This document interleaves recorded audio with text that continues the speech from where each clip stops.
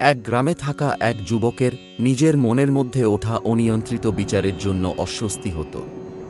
সে চাইতো না, কিন্তু তবুও কিছু বিচার তার মনের মধ্যে সবসময় চলতেই থাকত। কোনো কাজ করার সময় তার হাত পা ও শরীর কাজ করত, কিন্তু তার মন ঘটে যাওয়া কোনো ঘটনার মধ্যেই হারিয়ে থাকত। সে সব সময় এটা ভাবত যে সে ভবিষ্যতে একদিন এটা করবে, ওটা করবে, আর একদিন সে একজন খুবই বড় সফল ব্যক্তি হয়ে উঠবে। সে নিজের স্বপ্নের মধ্যে সবসময় সবার থেকে এগিয়ে থাকত এবং নিজেকে একটি হিরো হিসেবে তুলে ধরত। যখন সে কোনো বুদ্ধিমান, মহান ও সাহসী ব্যক্তির কাহিনী পড়ার সুযোগ পেত, তখন সে নিজেকে ওই কাহিনীর নায়কের জায়গায় রাখত আর তার বিচারের মধ্যে মহান কর্মকে করার চেষ্টা করত। কিন্তু তার বিচারের মধ্যে থেকে সে বাস্তবে কোনো সমস্যার সম্মুখীন হতো না।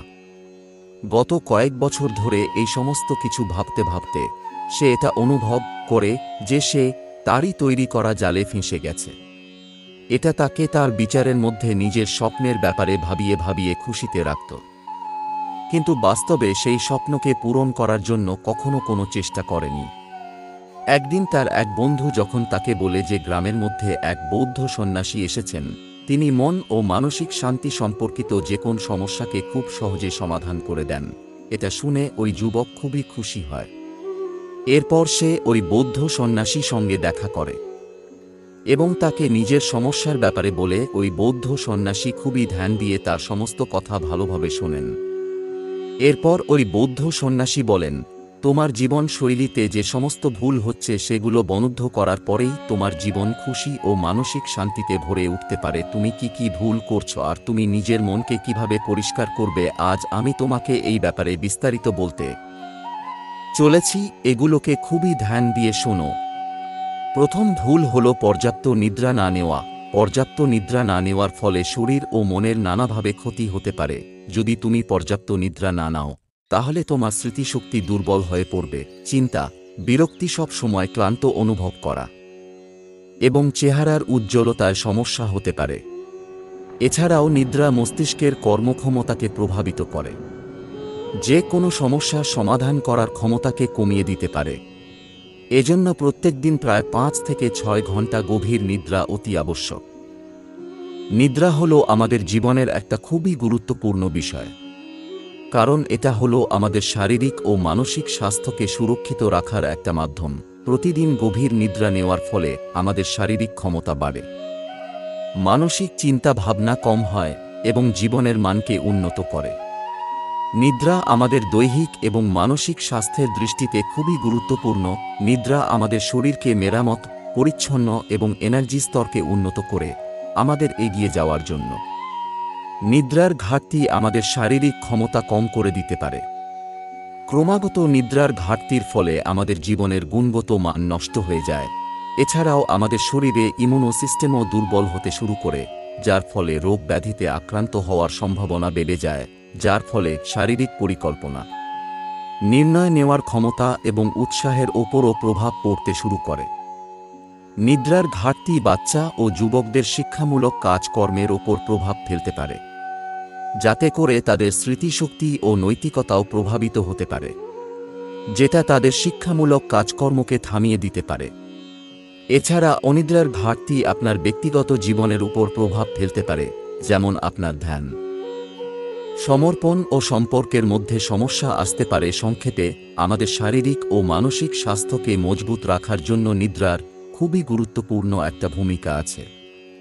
দ্বিতীয় ভুল হল ভোজনের মাত্রা ও গুণগত মানের ওপর ধ্যান না দেওয়া আর যে কোনো সময় যে কোনো কিছু খেয়ে নেওয়া। কিছু মানুষের অভ্যাস থাকে যে তারা জীবনের সমস্ত সীমাকে ছাড়িয়ে যেতে চায়। তারা সব সময় কিছু না কিছু খেতেই চায়, তারা ক্ষুধার্ত না হলেও খেতে চায়। এই সমস্ত লোকদের মনে হয় যে যদি তারা জীবনে খাবারই না খায় তাহলে বেঁচে থেকে কি লাভ। তারা ভাবে যদি পেট ভরে খাবার না খেলাম তাহলে জীবনে আর কি আনন্দ আছে। কিছু মানুষ সর্বদা খেয়েই চলে, তাতে তাদের খিদে আছে না নেই এতে কিছু এসে যায় না।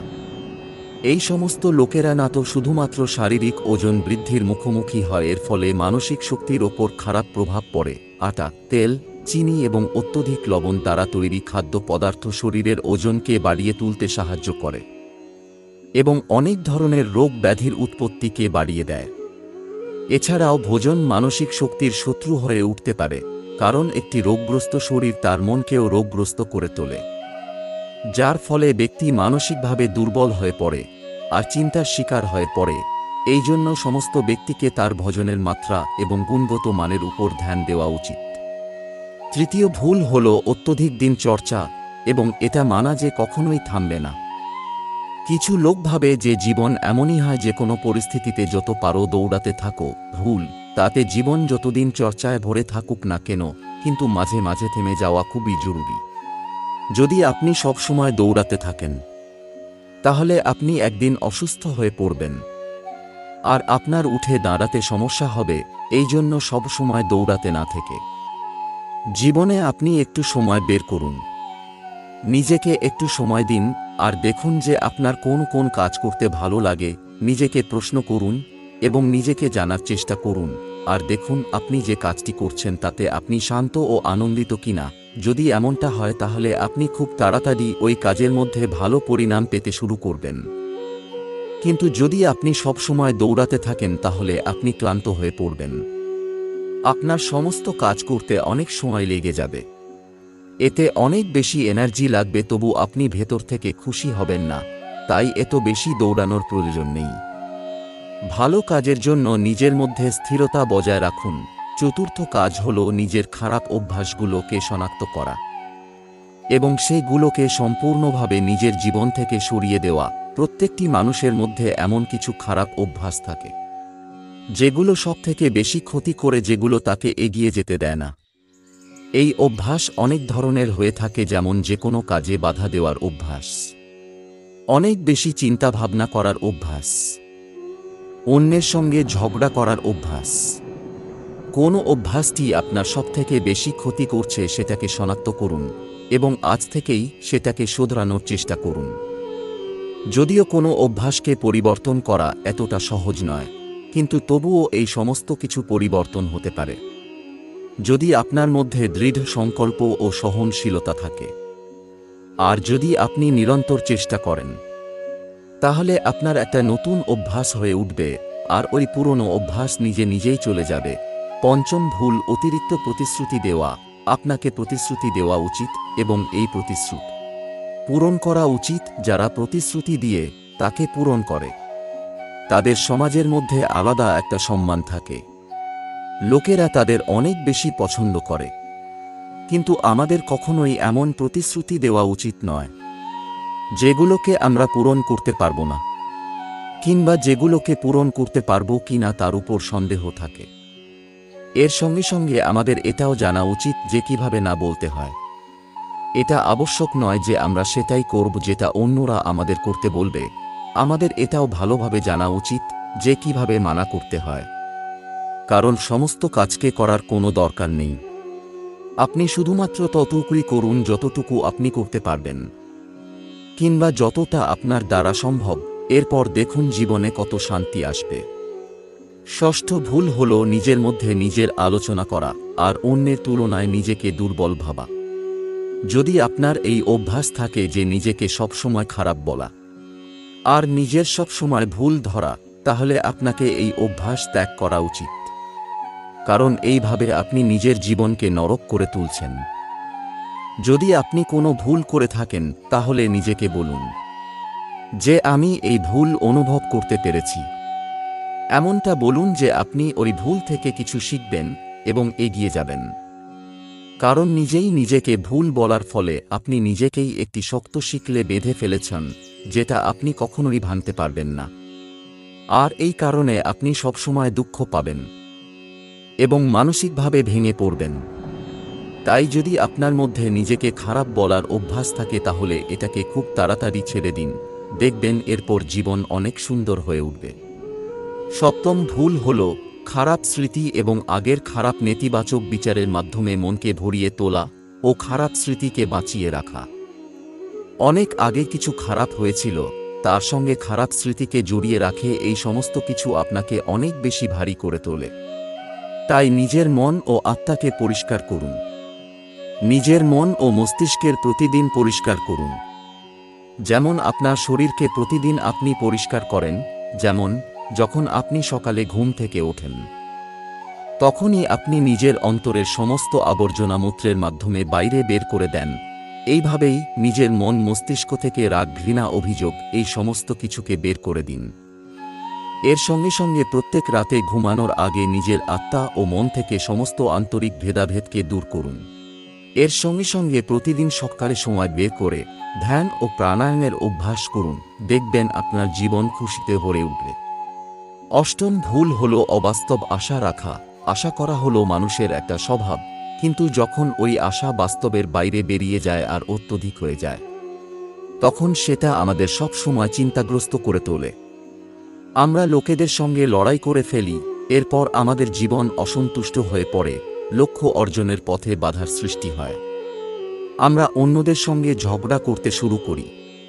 এরপর নিজেদের জীবনের সমস্ত ক্ষেত্রে আমরা নেতিবাচক জিনিস দেখতে পাই।